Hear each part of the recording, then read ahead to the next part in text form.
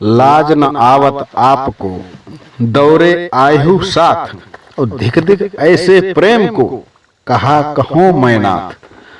अस्थि चर्ममय देह मम जासो ऐसी प्रीत, वैसी जो श्री राम मह होती न तो भव भीत।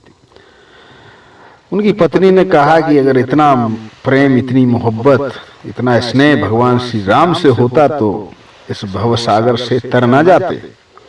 और इन्हीं बातों ने तुलसीदास की आंखें खोल दी।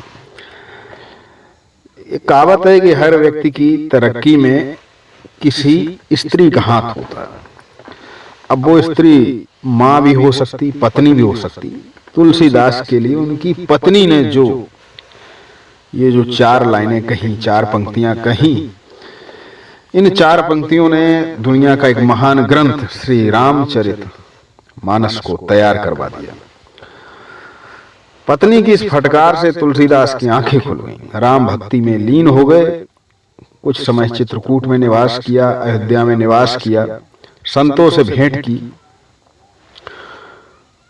और इस विशाल और श्रेष्ठ साहित्य की रचना की। गोस्वामी तुलसीदास राम के भक्त थे। उनकी भक्ति दास्य भाव की थी, यानी कि सेवक, राम सेवक। और रामचरित मानस ग्रंथ की रचना की संवत 1631 में।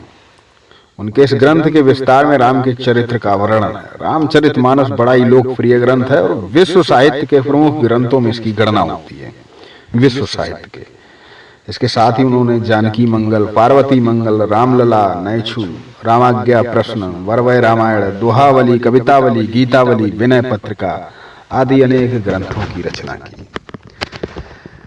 साथियों, तुलसीदास के जन्म स्थान के बारे में कई मत हैं। कुछ लोग चित्रकूट जिले का राजापुर मानते, कुछ एटा जिले का सौरो जगह मानते, कुछ गोंडा जिले का सूकर क्षेत्र मानते हैं। खैर, तुलसीदास जी की माता का नाम हुलसी और पिता का नाम आत्मा राम दुबे था और विवाह उनका पंडित दीनबंधु पाठक की पुत्री रत्नावली के साथ। पत्नी से उन्हें अथाह प्रेम था और कहते हैं एक बार भयंकर बारिश हुई और उसी भयंकर बारिश में भी वो चढ़ती नदी को पार करके रात्र में पत्नी के पास जा पहुंचे। तब पत्नी ने फटकारते हुए तुलसीदास से कहा था कि लाज न आवत आपको दौरे आए हूं साथ।